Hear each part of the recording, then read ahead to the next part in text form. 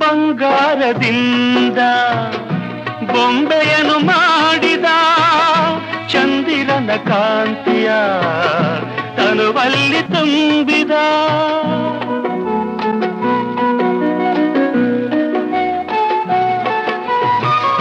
ತಾವರೆಯ ಅಂದ ಕಣ್ಣಲ್ಲಿ ತಂದ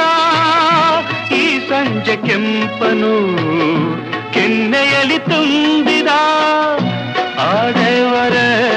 ಕಾಣಿಕೆ ನೀಡಿದ ನನ್ನ ಜೊತೆ ಮಾಡಿದ